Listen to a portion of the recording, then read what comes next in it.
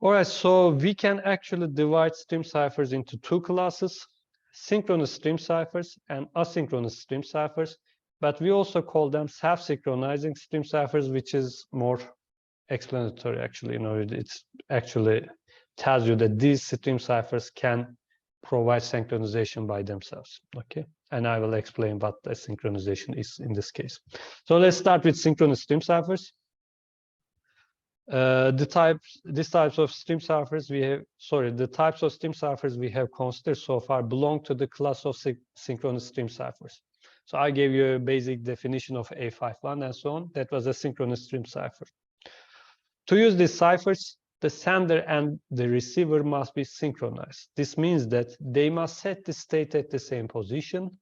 They must use the same key. If the synchronization is lost, then the decryption fails.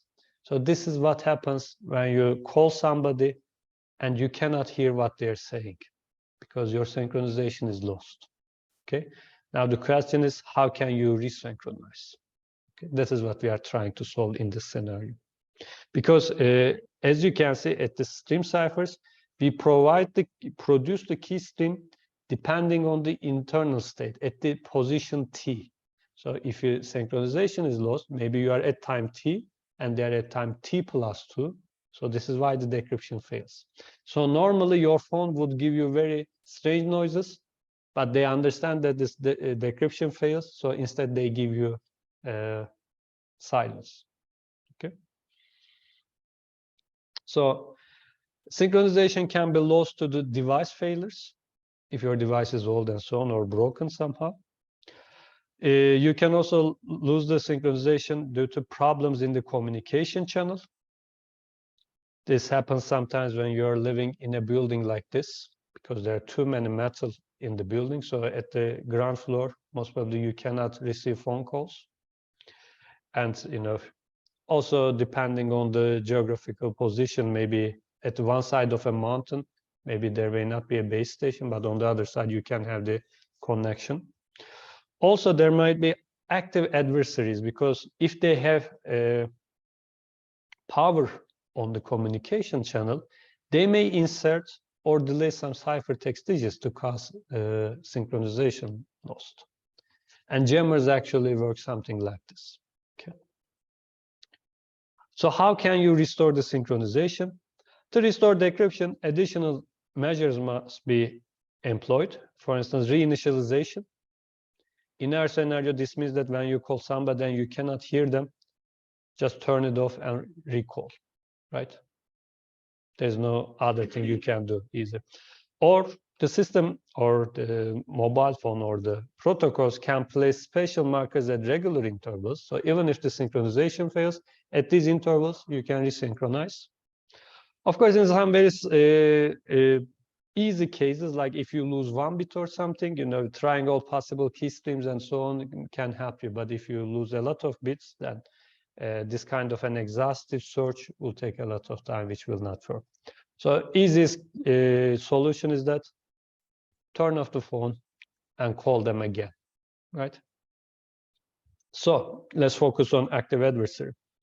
A modification of a ciphertext digit does not affect the decryption of other digits. So there are no error propagation, because if you are using key streams generators, you are simply XORing your plain text with the key stream to obtain ciphertext. So if somebody modifies bits of the ciphertext, they only affect those bits. As a result, an active adversary who deletes or inserts ciphertext digits can be detected by the decryptor, because once you insert or delete ciphertext digits, the synchronization is lost. So when the synchronization is lost, you can think that there is an active adversary. Okay, so this happens when you have jammers around. On the other hand, an active adversary may change the selected ciphertext digits, knowing the exact result of those changes on the plain text. So this is a problem. Thus, some additional mechanisms must be employed in order to provide data origin authentication and data integrity guarantees. This is why last week we talked about authenticated encryption. Okay, this is the whole idea. Okay, so we talk about synchronous stream ciphers. Now let's talk about asynchronous stream ciphers. When the key stream is generated as a function of the key and a fixed number of ciphertext digits, we obtain a self-synchronizing or asynchronous stream cipher. So here the main point, the punchline is that your next, your key stream is generated as a function of the key, which is normal, but also a fixed number of ciphertext digits. So your previously produced ciphertext digits affects your next key stream bit. This is the main idea. So the next state function works like this. You, for instance, take k many ciphertext digits, and the key generation and the encryption function works like in the previous cases. So the difference is that now you also use k bits of the ciphertext to determine the internal state. Okay. Since the decryption function depends on k many fixed bit ciphertext digits, resynchronization is possible if ciphertext digits are deleted or inserted. The cost of resynchronization is the loss of a fixed number of plaintext digits, namely k many digits. When a ciphertext digit is changed, inserted, or deleted, the decryption of at most k ciphertext digits may be incorrect. So there's limited error propagation in this scenario. But of course, this still doesn't provide authentication, so some additional measure must be employed in order to provide authentication and data integrity guarantees. So you might ask that how this synchronization works, but actually this simple definition gives us the idea. So assume that there are some deleted bits, okay? So this means that your internal state no longer the same with the one that sent the message to you, right? So you lost the synchronization. So at some point, there were some deleted or added ciphertext digits, so your internal state is no longer the same with the person who sent it.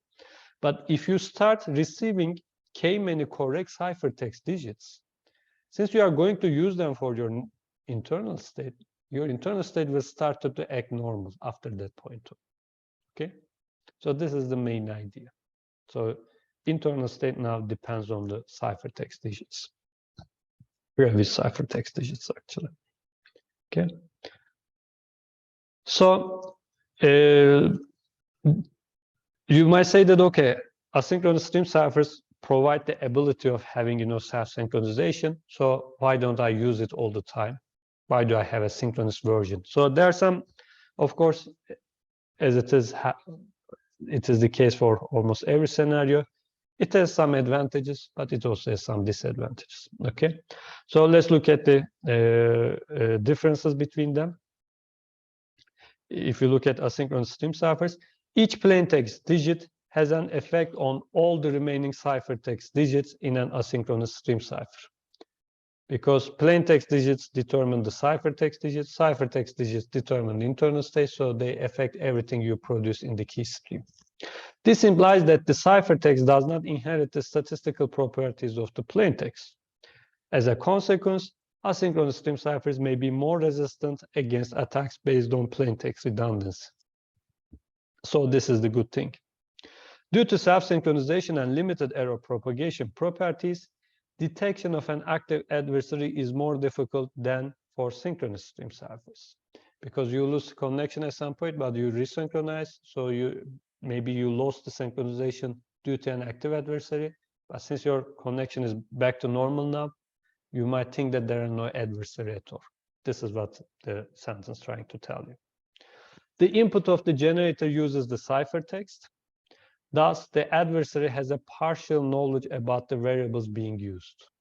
This is important because if your internal state also depends on ciphertext digits, the attacker already captured the ciphertext. So they have some partial knowledge about how the internal state is determined. As the key stream depends on the message, these generators have a limited analyzability. So this is one of the biggest disadvantages for us, because once we design a synchronous stream cipher, since we have the structure, we can run it to produce key stream and analyze it. But in this scenario, when I produce the key stream, it depends on the plaintext. So your analysis on focusing on that kind of plaintext. Maybe you the algorithm looks secure when you choose a nice plain text, but maybe if you somehow choose a very bad message, your key string will not look like a random sequence. So it's actually causes a limited analyzability. But let's look at the synchronous stream ciphers. A synchronous stream cipher attempts to capture the spirit of one-time path by using a short key that generates the key stream which appears to be random. Such a key stream is called pseudorandom, because from a random short value, you are producing very long sequence. So we can no longer say that it is random, but it is pseudorandom. Much of the work in the field of stream ciphers is deciding what constitutes a pseudorandom sequence. So when you have an output like with zeros and ones, then you are going to say that it is a pseudorandom, or you will say that this doesn't look like a random value. Okay, so you have to come up with that. So in this context, key stream generated stream ciphers are evaluated by means of quality of the key stream it produces. So quality of the key stream, a key stream generated stream cipher is as secure as its output is closer to be random. This concept can be understood in two ways. One is as follows. Is there some imbalance to the way the sequence is generated that allows the cryptanalyst to guess the next bit with some probability better than that of random guessing? So you run the key stream generator, it produces a lot of zeros and ones, you stop it at some point, and now you try to guess what it is going to produce as the next bit. So it is either going to be 0 or 1. So if you flip a coin, the probability of your randomly guessing is 1/2. But if you can have some advantage, like if you can guess the correct value with probability 1/2 plus some epsilon, then this means that it is not going to be as secure as it was intended. So this is actually related to appearance, because you are looking all of these zeros and ones that are produced. The second question is related to the inherent complexity. Second question is that, is it hard to reproduce the sequence? For instance, you run the key stream generator, it produced a lot of zeros and ones. For instance, you generated 1,000 bits. Question is, by looking at those 1,000 bits, you ask the question, is it hard to reproduce it? For instance, if all of them are 1, you can actually generate this sequence with a single bit LFSR, right? Which always generates 1. So question is, in this scenario, for instance, what is the shortest LFSR that produces that output? It is a nice question, and you might think that it might be very hard to answer this, but we have a very nice algorithm to actually give you the result. Okay, so let's look at the summary. When we asked the first question, I told you that it is related to appearance. Here you actually look at the period. If it repeats itself in a very short cycle, then this will be bad. But you also look at statistical measures. We have a lot of statistical tests which takes the input and determines if it looks random or not. So if the statistical measure says that they don't look random, then we're definitely sure that they are not random. But if the statistical test says that it looks random, then we will say that it might be random. Okay, that is the idea.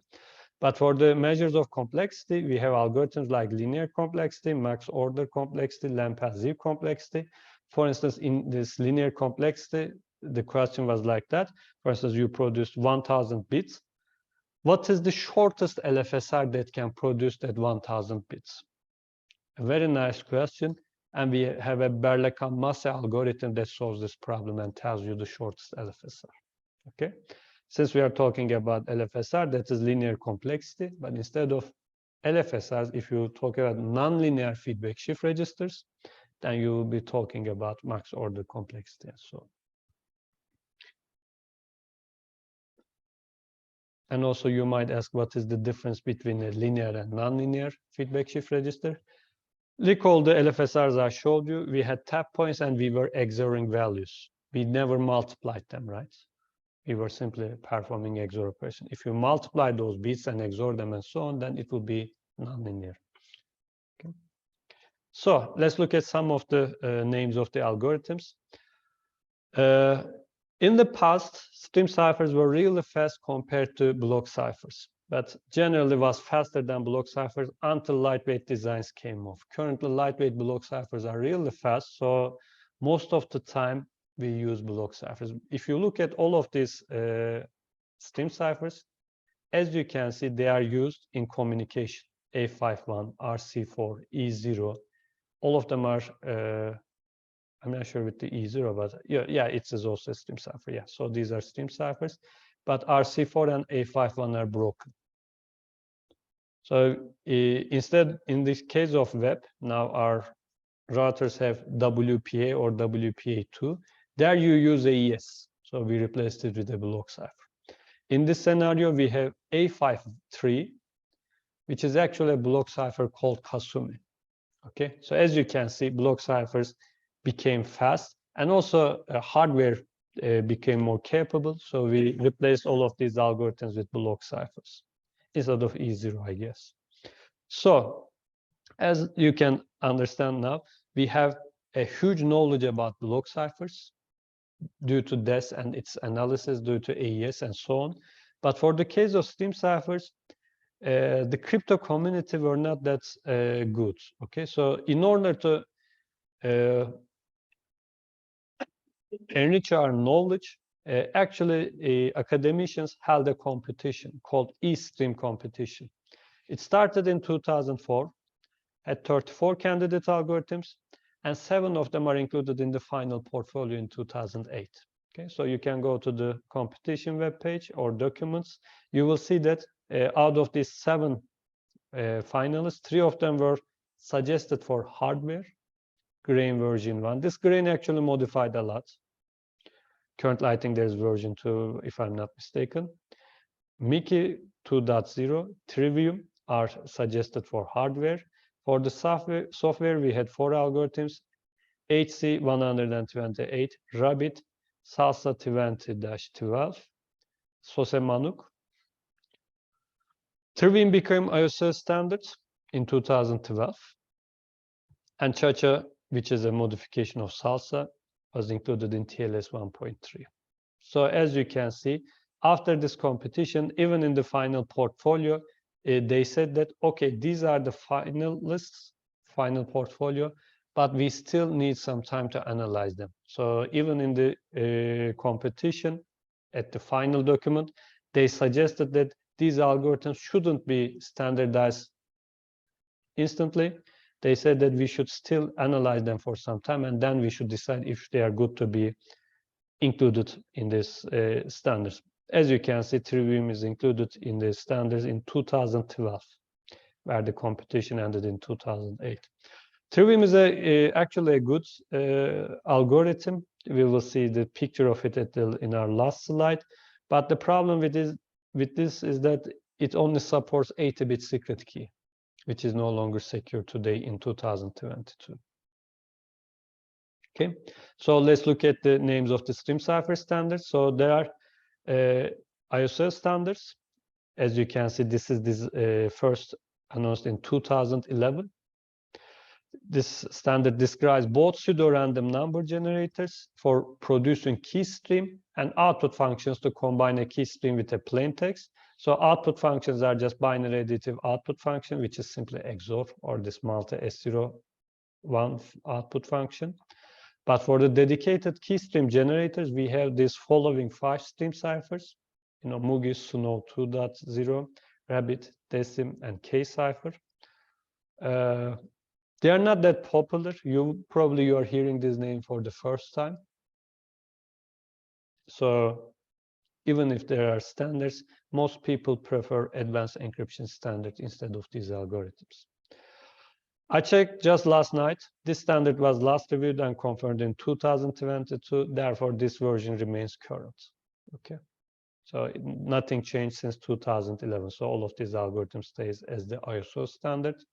But I never seen a application or a device that uses these algorithms. So the part that we are interested in, ISO also has lightweight stream cipher standards. So this was first designed in 2012, and as far as I know, it's still the current.